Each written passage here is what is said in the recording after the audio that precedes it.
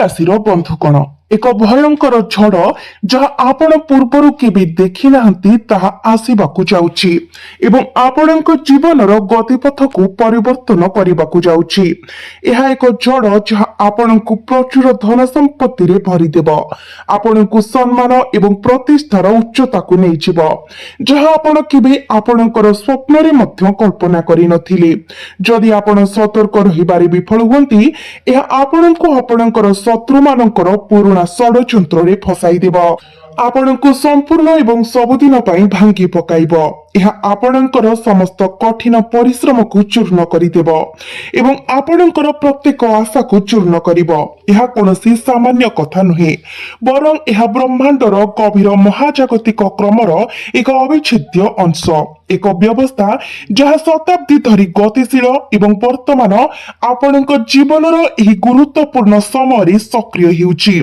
ଆପଣ ଏହାକୁ ବିଶ୍ୱାସ କରନ୍ତୁ ବା ନ କରନ୍ତୁ, ତାହା ଆପଣଙ୍କ ଉପରେ ନିର୍ଭର କରେ। ତଥାପି ପ୍ରକୃତ ବାସ୍ତବତା ହେଉଛି ଯେ ଏହି ମଇ ମାସରେ ଆରମ୍ଭ ହେଉଥିବା ଅନନ୍ୟ ସ୍ୱର୍ଗୀୟ ସଂକ୍ଲାପ ଆପଣଙ୍କ ଭାଗ୍ୟର ପ୍ରାଚୀନ ପୃଷ୍ଠାଗୁଡ଼ିକୁ ଓଲଟାଇ ଦେଇଛନ୍ତି। ଏହା ଯେପରି ବ୍ରହ୍ମାଣ୍ଡ ସ୍ୱୟଂ ଆପଣଙ୍କ ପାଇଁ ଏକ ନୂତନ ପଥ ପ୍ରସ୍ତୁତ କରିବାକୁ ଆରମ୍ଭ କରିଛନ୍ତି, ଅସ୍ତିତ୍ୱର ପ୍ରତ୍ୟେକ କଣିକା ମଧ୍ୟରେ ନୂତନ ସମ୍ଭାବନାକୁ ଜାଗ୍ରତ କରି ଏବଂ ପ୍ରତ୍ୟେକ ଗତିଶୀଳ ପବନ ସହିତ ଆପଣଙ୍କ ନାମ ଜପ କରି। ଆପଣ ଯେଉଁ କଷ୍ଟ ସହ୍ୟ କରିଛନ୍ତି, ଯେଉଁ ଲୁହ ଆପଣ ନିରବରେ ଢୋକିଛନ୍ତି ଏବଂ ଗତ ବର୍ଷ ଧରି ଆପଣ ଯେଉଁ ନିଦ୍ରାହୀନ ରାତି ବିତାଇଛନ୍ତି, ସେଥିମଧ୍ୟରୁ କୌଣସିଟି ବ୍ୟର୍ଥ ହୋଇନାହିଁ, ଗୋଟିଏ ମୁହୂର୍ତ୍ତ ପାଇଁ ମଧ୍ୟ ନୁହେଁ। ବିପରୀତରେ ସେହି ସମସ୍ତ କ୍ଲେଶ ଏବଂ ସଂଘର୍ଷ ଏବେ ସାକ୍ଷୀରେ ପରିଣତ ହୋଇଛି, ଯାହା ଆପଣଙ୍କ ସପକ୍ଷରେ ସାକ୍ଷ୍ୟ ଦେବ ଯେପରି ଆପଣ ସମ୍ମୁଖୀନ ହୋଇଥିବା ପ୍ରତ୍ୟେକ କଷ୍ଟ ଏକ ଅଦୃଶ୍ୟ ମହାଜାଗତିକ ଅଦାଲତରେ ସତର୍କତାର ସହିତ ଲିପିବଦ୍ଧ ହୋଇଥିଲା ଏବଂ ବର୍ତ୍ତମାନ ଆପଣଙ୍କ ସପକ୍ଷରେ ଏକ ନିଷ୍ପତ୍ତି ନିର୍ଣ୍ଣାୟକ ଭାବରେ ଘୋଷଣା କରାଯାଉଛି। ଦୁନିଆ ଆପଣଙ୍କର ଅକ୍ଲାନ୍ତ ପରିଶ୍ରମ, ଆପଣଙ୍କର ଅଟଳ ସାଧୁତା ଏବଂ ଆପଣଙ୍କର ଧାର୍ମିକ ସ୍ୱଭାବକୁ ହୀନ ମନେ କରିଛି। ଆପଣଙ୍କର ନିଜ ସମ୍ପର୍କୀୟମାନେ, ଯେଉଁମାନେ ଆପଣଙ୍କୁ ବନ୍ଧୁ ବୋଲି ଭାବୁଥିଲେ, ଆପଣଙ୍କ ପିଠିରେ ଛୁରୀ ମାରିଛନ୍ତି, ଆପଣଙ୍କର ଆତ୍ମବିଶ୍ୱାସକୁ ଭାଙ୍ଗି ଦେଇଛନ୍ତି ଏବଂ ଆପଣଙ୍କର ସ୍ୱପ୍ନକୁ ଦଳି ଦେଇଛନ୍ତି। ତଥାପି ସେହି ସୂକ୍ଷ୍ମ ମହାଜାଗତିକ ଶକ୍ତି ଗୁଡ଼ିକ, ବ୍ରହ୍ମାଣ୍ଡର ସେହି ଅଦୃଶ୍ୟ ଶକ୍ତି ଗୁଡ଼ିକ ଜାଗ୍ରତ ହୋଇଛନ୍ତି, କେବଳ ଏବଂ କେବଳ ଆପଣଙ୍କ ପାଇଁ କାମ କରୁଛନ୍ତି। ଏହା ଯେପରି ଏକ ଦିବ୍ୟ ଶକ୍ତି ଆପଣଙ୍କ ପିଠି ଥାପୁଡ଼ଉଛି, ଫୁସଫୁସ କରି କହୁଛି, ଆପଣଙ୍କର ସମୟ ଶେଷରେ ଆସିଗଲା।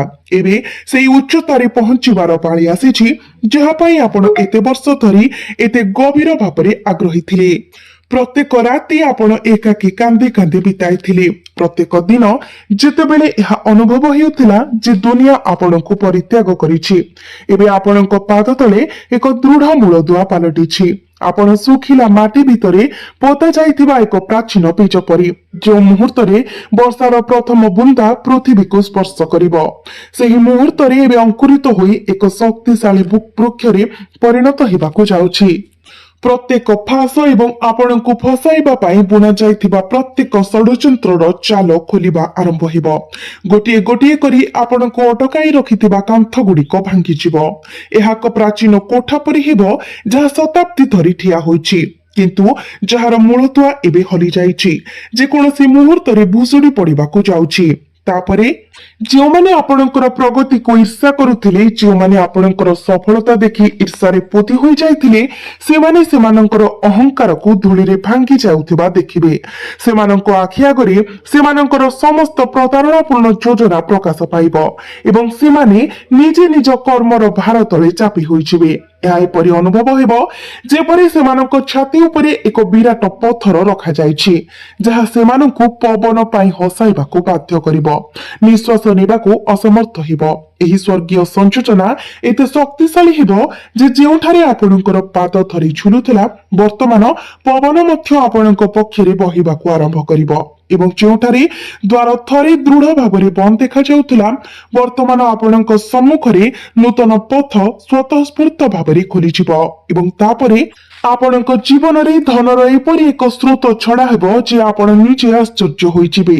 ଯେପରି ଆପଣଙ୍କ ଦ୍ୱାର ପାଖରେ ହଠାତ୍ ଏକ ଗୁପ୍ତ ଧନ ରଖାଯାଇଛି।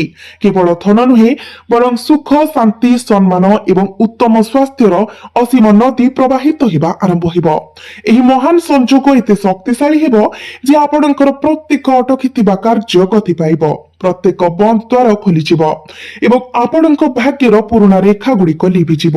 ନୂତନ ଉଜ୍ଜଳ ରେଖା ଗୁଡିକ ସ୍ଥାନ ପାଇବ, ଯେପରି ଏକ ପୁରୁଣା ମାନଚିତ୍ର ଯାହା ହଠାତ୍ ନୂତନ ରାସ୍ତା ଏବଂ ନୂତନ ଗନ୍ତବ୍ୟ ସ୍ଥଳରେ ପରିପୂର୍ଣ୍ଣ ହୋଇଗଲା। ପବିତ୍ରତା ଆପଣଙ୍କର ଭାଗ୍ୟକୁ ଏକ ନୂତନ ଦିଗକୁ ନେଇଯିବ, ଏହାକୁ ନୂତନ ଉଚ୍ଚତାକୁ ଉନ୍ନୀତ କରିବ। ଏହା ଏପରି ଅନୁଭବ ହେବ ଯେପରି ବ୍ରହ୍ମାଣ୍ଡ ବାରମ୍ବାର ଆପଣଙ୍କୁ ମନେ ପକାଇ ଦେଉଛି ଯେ ଆପଣଙ୍କର ସଂଘର୍ଷ ଶେଷରେ ଶେଷ ହେବାକୁ ଯାଉଛି। ଏହି ମୁହୂର୍ତ୍ତରୁ ଆପଣଙ୍କୁ କେବଳ ଆଗକୁ ବଢିବାକୁ ପଡିବ, ଅନ୍ୟ ସବୁ କିଛି ନିଜେ ନିଜେ ସମ୍ଭାଳି ନିଆଯିବ। ବନ୍ଧୁମାନେ, ଏହା କୌଣସି ସାଧାରଣ ଭବିଷ୍ୟବାଣୀ ନୁହେଁ, ଏହା ସମଚକ୍ରର ନିୟମ। ଏହା ଗ୍ରହ ଗୁଡିକର ଅଦୃଶ୍ୟ ସଂରଚନା, ଶତାବ୍ଦୀ ଧରି ବିଦ୍ୟମାନ ଏକ ମହାଜାଗତିକ କ୍ରମ ଯାହା ଏବେ ଆପଣଙ୍କ ପକ୍ଷରେ ଏକ ଅନୁକୂଳ ମୋଡ ନେଉଛି। ଆପଣଙ୍କ କୁଣ୍ଡଳୀର ପ୍ରତ୍ୟେକ ଗ୍ରହ ଏବେ ଆପଣଙ୍କୁ ଏକ ନୂତନ ଦିଗରେ ମାର୍ଗଦର୍ଶନ କରୁଛି। ପ୍ରତ୍ୟେକ ସ୍ୱର୍ଗୀୟ ନକ୍ଷତ୍ର ଆପଣଙ୍କ ଚାରିପାଖରେ ଏକ ସୁରକ୍ଷା କବଚ ବୁଣୁଛି। ଗତ ବର୍ଷ ମାନଙ୍କରେ ଯେତେବେଳେ ଆପଣଙ୍କ ଭିତରେ ସମ୍ପୂର୍ଣ୍ଣ ଭାଙ୍ଗି ପଡିଥିଲେ, ସେତେବେଳେ ଆପଣ କେତେ ଥର ହସିଥିଲେ। ଆପଣ ଅନ୍ୟମାନଙ୍କୁ ସାହାଯ୍ୟ କରିବା ପାଇଁ ନିଜର ଯନ୍ତ୍ରଣାକୁ ଲୁଚାଇ ରଖିଥିଲେ। ଅଶାନ୍ତ ନିଦ୍ରାହୀନ ରାତି ମଧ୍ୟରେ ଆପଣ ଅନ୍ୟମାନଙ୍କର ମଙ୍ଗଳ କାମନା କରି ଚାଲିଥିଲେ। ତଥାପି ପ୍ରତିବଦଳରେ ଆପଣ କେବଳ ଛଳନା, ଅପମାନ, ବିଶ୍ୱାସଘାତକତା ଏବଂ ଅଗଣିତ ରାତିର ଯନ୍ତ୍ରଣା ବ୍ୟତୀତ ଆଉ କିଛି ପାଇଲେ ନାହିଁ। ଅନେକ ଥର ଆପଣ ମନକୁ ହାର ମାନିବାକୁ ଭାବନା ଆସିଥିଲା, ନିଜକୁ କହିବାକୁ ଯେ ଆପଣ ଆଉ ସହ୍ୟ କରିପାରିବେ ନାହିଁ। କିନ୍ତୁ ଅପେକ୍ଷା କରନ୍ତୁ, ଏହା ସମ୍ପୂର୍ଣ୍ଣ ଭାବରେ ଆତ୍ମସମର୍ପଣ କରିବାର ସମୟ ନୁହେଁ, କାରଣ ବ୍ରହ୍ମାଣ୍ଡ ଆପଣଙ୍କର ପ୍ରତ୍ୟେକ ଲୁହକୁ ଗଣନା କରିଛି। ଏହା ଆପଣଙ୍କର ପ୍ରତ୍ୟେକ କଷ୍ଟକୁ ମନେ ରଖିଛି ଏବଂ ବର୍ତ୍ତମାନ ସତ୍ୟ ପାଠର ସମୟ ଆସିଛି। ବିଶେଷ ସ୍ୱର୍ଗୀୟ ସଂଯୋଜନା ଆପଣଙ୍କର ଜୀବନର ଗତିପଥକୁ ସମ୍ପୂର୍ଣ୍ଣ ଭାବରେ ପରିବର୍ତ୍ତନ କରିଛି। ଏହା ଅନୁଭବ ହେଉଛି ଯେପରି ଏକ ଉଚ୍ଚ ଶକ୍ତି ଆପଣଙ୍କ କାନ୍ଧରେ ହାତ ରଖି ଫୁସଫୁସ କରି କହୁଛନ୍ତି, ଆପଣ ଆଉ ଏକା ନୁହନ୍ତି। ଏବେ ଆପଣଙ୍କ ପାଖରେ ମହାନ ଶକ୍ତି ଅଛନ୍ତି। ଆପଣଙ୍କ ପାଖରେ ଶିବ ଅଛନ୍ତି, ଶନି ଅଛନ୍ତି, ଗୁରୁ ଅଛନ୍ତି ଏବଂ ସମଗ୍ର ବ୍ରହ୍ମାଣ୍ଡ ଆପଣଙ୍କ ସହିତ ଠିଆ ହୋଇ। ଏହା ମଇ ମାସର ଶେଷ 7 ଦିନ ମଧ୍ୟରେ ସବୁଠାରୁ ସ୍ପଷ୍ଟ ହେବ, ବିଶେଷ କରି ମଇ 24 ରୁ ମଇ 31 ପର୍ଯ୍ୟନ୍ତ, ଯେତେବେଳେ ଅଧିକ ଜ୍ୟେଷ୍ଠ ମାସର ମହାଜାଗତିକ ଶକ୍ତି ଏହାର ପୂର୍ଣ୍ଣ ଶୀର୍ଷରେ ପହଞ୍ଚିବ। ଆପଣ 3ଟି ସ୍ପଷ୍ଟ ସଂକେତ ପାଇବେ ଯାହା ସୂଚାଇବ ଯେ ଆପଣଙ୍କ ଭାଗ୍ୟର ବନ୍ଦ ଦ୍ୱାର ଖୋଲି ଯାଇଛି। ଆପଣଙ୍କ ଭାଗ୍ୟ ଏବେ ଏକ ନୂତନ ପଥ ଆରମ୍ଭ କରିବାକୁ ଯାଉଛି। ପ୍ରଥମ ସଂକେତ ହେବ ଯେ କୌଣସି ସ୍ପଷ୍ଟ କାରଣ ବିନା ରାତିରେ ହଠାତ୍ ତୁମର ନିଦ ଭାଙ୍ଗିଯିବ। ତୁମେ ତୁମର ମନ ଭିତରେ ଏକ ଅଦ୍ଭୁତ କମ୍ପନ ଅନୁଭବ କରିବ, ଯେପରି ଏକ ସୂକ୍ଷ୍ମ ଶକ୍ତି ତୁମକୁ ଜାଗ୍ରତ କରୁଛି। ଏହା ଜଣାଇବାକୁ ଚାହୁଁଛି ଯେ ଏକ ପରିବର୍ତ୍ତନ ଆରମ୍ଭ ହୋଇଛି। ଏହା ତୁମର ଆତ୍ମାକୁ ସ୍ପର୍ଶ କରୁଛି, ତୁମକୁ ଭବିଷ୍ୟତରେ ଆସୁଥିବା ନୂତନ ପ୍ରଭାତ ପାଇଁ ପ୍ରସ୍ତୁତ କରୁଛି। ଦ୍ୱିତୀୟ ସଂକେତ ହେବ ଯେ ଭଗବାନ ଶିବଙ୍କର ପବିତ୍ର ନାମ ହର ହର ମହାଦେବ, ନମଃ ଶିବାୟ କିମ୍ବା ଭୋଲେନାଥ ଆପଣଙ୍କର କାନରେ ବାରମ୍ବାର ପ୍ରତିଧ୍ୱନିତ ହେବା ଆରମ୍ଭ କରିବ। ଏହା ଏପରି ଅନୁଭବ ହେବ ଯେପରି ଶିବ ସ୍ୱୟଂ ତୁମକୁ ଡାକୁଛନ୍ତି, ତୁମକୁ ସୁରକ୍ଷା ଦେଉଛନ୍ତି ଏବଂ ତୁମର ସମ୍ମୁଖୀନ ହେଉଥିବା ପ୍ରତ୍ୟେକ ଅସୁବିଧାର ସମାଧାନ କରିବାର ପ୍ରତିଶ୍ରୁତି ଦେଉଛନ୍ତି। ତୃତୀୟ ସଂକେତ ହେବ ଦୀର୍ଘ ସମୟ ଧରି ଅଟକି ରହିଥିବା ଧନ, ଦୀର୍ଘ ଦିନ ଧରି ହଜି ଯାଇଥିବା ବନ୍ଧୁ କିମ୍ବା ହଜି ଯାଇଥିବା ସୁଯୋଗର ହଠାତ୍ ଫେରି ଆସିବା। ଏହା ଏପରି ହେବ ଯେପରି ବ୍ରହ୍ମାଣ୍ଡ ଘୋଷଣା କରୁଛି ଯେ ଯାହା ତୁମର ଯଥାର୍ଥ ତାହା ଏବେ ତୁମକୁ ଫେରାଇ ଦିଆଯାଉଛି ଏବଂ ଆଉ କୌଣସି ଅଭାବ ରହିବ ନାହିଁ। ଏହି ସଂକେତ ଗୁଡିକ କେବେ ବି ଅଣଦେଖା କର ନାହିଁ, କାରଣ ଏଗୁଡିକ ବ୍ରହ୍ମାଣ୍ଡର ଏକ ବାର୍ତ୍ତା ଯାହା ଆପଣଙ୍କୁ ଆଶ୍ୱାସନା ଦେଉଛି ଯେ ସବୁକିଛି ଏବେ ଆପଣଙ୍କ ସପକ୍ଷରେ ଯାଉଛି ଏବଂ ପ୍ରତ୍ୟେକ ପଦକ୍ଷେପରେ ସଫଳତା ଆପଣଙ୍କ ସହିତ ରହିବ। ଯେଉଁମାନେ ଆପଣଙ୍କ ମୁହଁରେ ମିଠା କଥା କହୁଥିଲେ, ହସ ହସ ମୁହଁରେ ଆପଣଙ୍କ ସହ ଜଡିତ ଥିଲେ, କିନ୍ତୁ ଗୁପ୍ତ ଭାବରେ ଦୁଃସନ୍ଦେହ ପୋଷଣ କରିଥିଲେ ଏବଂ ଆପଣଙ୍କ ପଛରେ ଆପଣଙ୍କ ପତନର ଷଡ଼ଯନ୍ତ୍ର କରିଥିଲେ, ସେମାନେ ଖୁବ୍ ଶୀଘ୍ର ପ୍ରକାଶିତ ହେବେ। ମେ ମାସ ଶେଷ ଏବଂ ଜୁନ ମାସ ଆରମ୍ଭ ହେବା ମଧ୍ୟରେ ସେମାନଙ୍କର ସମସ୍ତ ପ୍ରତାରଣା ଜାଲ ଏବଂ ସେମାନଙ୍କର ପ୍ରକୃତ ପରିଚୟ ଖୋଲା ହୋଇଯିବ। ସେମାନଙ୍କର ସମସ୍ତ ନକଲି ହସ ଭାଙ୍ଗିଯିବ, ଯେପରି ଏକ ନାଟ୍ୟ ମଞ୍ଚ ଯାହା ହଠାତ୍ ଆଲୋକରେ ପ୍ଲାବିତ ହୋଇଯାଏ, ପ୍ରତ୍ୟେକ ବିବରଣୀକୁ ସ୍ପଷ୍ଟ ଭାବରେ ପ୍ରକାଶ କରି। ଯେଉଁମାନେ ଆପଣଙ୍କର ଶ୍ରମର ଫଳ ଛଡାଇ ନେବାକୁ ଚେଷ୍ଟା କରିଥିଲେ, ଯେଉଁମାନେ ଆପଣଙ୍କ ପ୍ରଗତିରେ ବାଧା ସୃଷ୍ଟି କରିବାକୁ ଷଡ଼ଯନ୍ତ୍ର କରିଥିଲେ, ସେମାନେ ଏବେ ନିଜ କର୍ମର ଜାଲରେ ଫସିଯିବେ। ସେମାନଙ୍କର ସମସ୍ତ ଯୋଜନା ସେମାନଙ୍କ ଉପରେ ପ୍ରତିଫଳିତ ହେବ, ଯେପରି ସେମାନେ ଆପଣଙ୍କୁ ଲକ୍ଷ୍ୟ କରିଥିବା ଏକ ବିଷାକ୍ତ ତୀର। କେବଳ ଏହା ସେମାନଙ୍କ ହୃଦୟକୁ ବିଦ୍ଧ କରିବ, ସେମାନଙ୍କର ଅହଙ୍କାରକୁ ଭାଙ୍ଗିଦେବ ଏବଂ ସେମାନଙ୍କର ଅହଙ୍କାରକୁ ଚୂର୍ଣ୍ଣ କରିବ। ପରବର୍ତ୍ତୀ ସମୟରେ ଜୁନ ମାସରେ ଗୁରୁପୁଷ୍ୟ ଯୋଗ ସମୟରେ ଆପଣଙ୍କର ଉର୍ବର ସଫଳତା ଦେଖି ସେମାନେ ସମ୍ପୂର୍ଣ୍ଣ ଭାବରେ ମୂର୍ଚ୍ଛିତ ହୋଇଯିବେ। ସେମାନେ ସମ୍ପୂର୍ଣ୍ଣ ଆଶ୍ଚର୍ଯ୍ୟରେ ପଡିଯିବେ, ଭାବିବେ ଯେ ଯେଉଁ ବ୍ୟକ୍ତିଙ୍କୁ ସେମାନେ ପୂର୍ବରୁ ଦୁର୍ବଳ ମନେ କରୁଥିଲେ, ସେ ଏବେ ସଫଳତାର ଶିଖରକୁ କିପରି ଆରୋହଣ କରୁଛନ୍ତି, ଯେପରି ଏକ ପକ୍ଷୀ ଜାଲରେ ଫସି ଯାଇଥିଲା କିନ୍ତୁ ଏବେ ସେ ଆକାଶକୁ ଛୁଇଁଛି। ତଥାପି ସତର୍କ ରୁହନ୍ତୁ ବନ୍ଧୁମାନେ, ଏହି ସମୟ ଯେତିକି ଶୁଭ ସେତିକି ପରୀକ୍ଷାର ସମୟ। ଏହି ସମୟ ଆପଣଙ୍କୁ ପରୀକ୍ଷାରେ ପକାଇବ। ଏହା ଆପଣଙ୍କର ଧୈର୍ଯ୍ୟକୁ ଚ୍ୟାଲେଞ୍ଜ କରିବ। ଏହା ଆପଣଙ୍କର ପ୍ରତ୍ୟେକ ଚିନ୍ତାଧାରା ଏବଂ ପ୍ରତ୍ୟେକ କାର୍ଯ୍ୟକୁ ଓଜନ କରିବ। କୌଣସି ଅନାବଶ୍ୟକ ବିବାଦରେ ଲିପ୍ତ ହୁଅନ୍ତୁ ନାହିଁ। କାହା ପ୍ରତି କୌଣସି ପ୍ରକାରର ବିରକ୍ତି ରଖନ୍ତୁ ନାହିଁ। ନମ୍ରତା ଏବଂ ଆତ୍ମସଂଯମର ପଥରେ ଚାଲନ୍ତୁ, କାରଣ ଯଦି ଆପଣ ଏହି ସମୟରେ ଭୁଲ ପଦକ୍ଷେପ ନେଉଛନ୍ତି, ତେବେ ଆପଣଙ୍କ ପକ୍ଷରେ ପୂର୍ବରୁ ସ୍ଥିର ହୋଇଥିବା ଏକ ଭାଗ୍ୟ ମଧ୍ୟ ଓଲଟି ଯାଇପାରେ। ତଥାପି ଯଦି ଆପଣ ଭଗବାନ ଶିବଙ୍କର ଆଶ୍ରୟରେ ରହିବେ ଏବଂ ତାଙ୍କ ଉପରେ ସମ୍ପୂର୍ଣ୍ଣ ବିଶ୍ୱାସ ରଖିବେ, ତେବେ କୌଣସି ଶକ୍ତି ଆପଣଙ୍କୁ ପରାସ୍ତ କରିପାରିବ ନାହିଁ। କୌଣସି ଶତ୍ରୁ ଆପଣଙ୍କୁ ଛୁଇଁ ପାରିବ ନାହିଁ। ଏହା ଏପରି ହେବ ଯେପରି ଆପଣଙ୍କ ଚାରିପାଖରେ ଏକ ଲୁହା ଆଚ୍ଛାଦିତ କବଚ ସୃଷ୍ଟି ହେବ, ଯାହା ଆପଣଙ୍କୁ ପ୍ରତ୍ୟେକ ନକାରାତ୍ମକ ଶକ୍ତିରୁ ରକ୍ଷା କରିବ।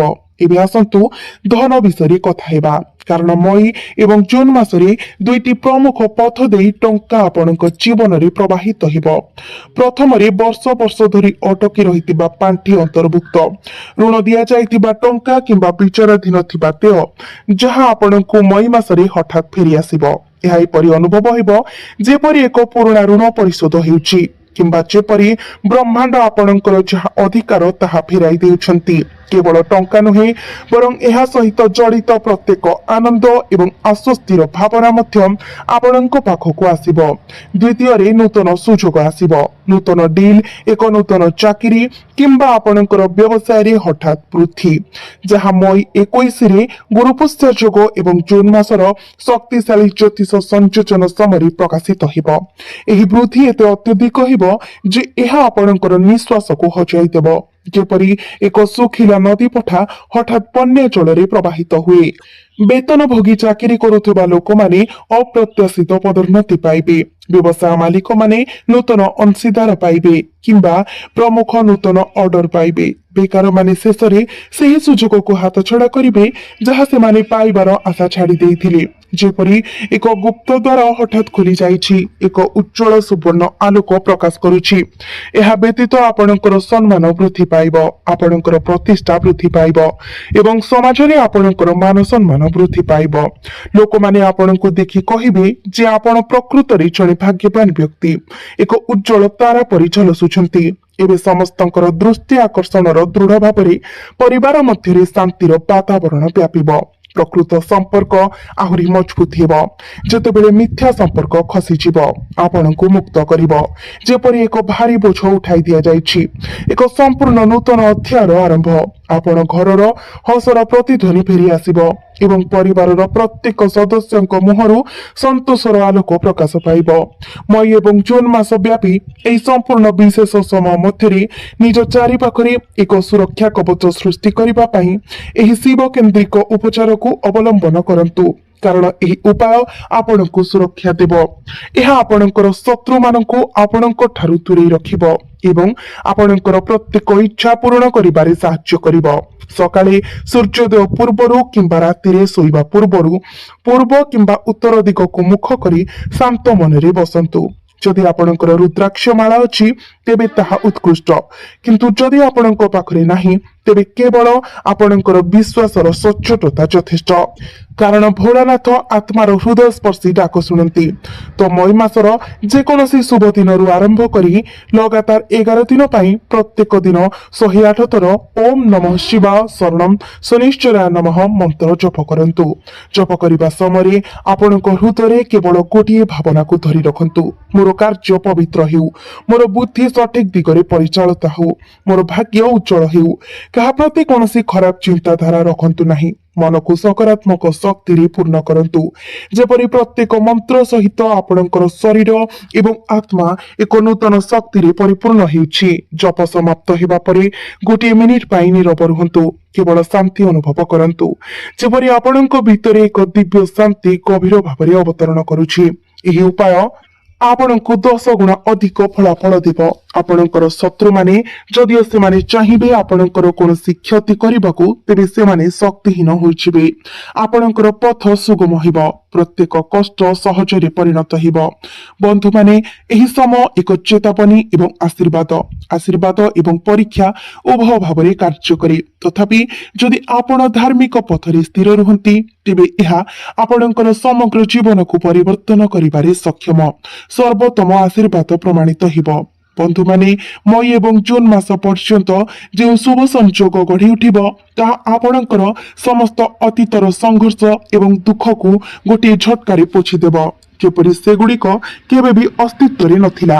ଏହା ଏକ ପୁରୁଣା ସ୍ୱପ୍ନ ପରି ଅନୁଭବ ହେବ, ଯାହା ଶେଷରେ ବାସ୍ତବତାରେ ପରିଣତ ହୋଇଛି। କେବଳ ନିଜର ବିଶ୍ୱାସ ବଜାୟ ରଖନ୍ତୁ, ନମ୍ର ରୁହନ୍ତୁ, ଧୈର୍ଯ୍ୟ ବଜାୟ ରଖନ୍ତୁ ଏବଂ ଈଶ୍ୱରଙ୍କ ଉପରେ ସମ୍ପୂର୍ଣ୍ଣ ବିଶ୍ୱାସ ରଖନ୍ତୁ। ତେବେ ଜଟିଳ ପଥ ଗୁଡିକ ସୁଗମ ହୋଇଯିବ, ବନ୍ଦ ଦ୍ୱାର ଆପଣଙ୍କ ପାଇଁ ଖୋଲିଯିବ ଏବଂ ଏକ ଅଟକି ରହିଥିବା ଭାଗ୍ୟ ପୁଣି ଥରେ ଆଗକୁ ଦୌଡ଼ିବାକୁ ଆରମ୍ଭ କରିବ, ଯେପରି ଏକ ନୂତନ ପ୍ରଭାତ ଯେଉଁଠାରେ କେବଳ ଆପଣଙ୍କ ପାଇଁ ସୂର୍ଯ୍ୟ ଆଲୋକିତ ହୁଏ। ଏବେ ଆପଣ ପ୍ରସ୍ତୁତ।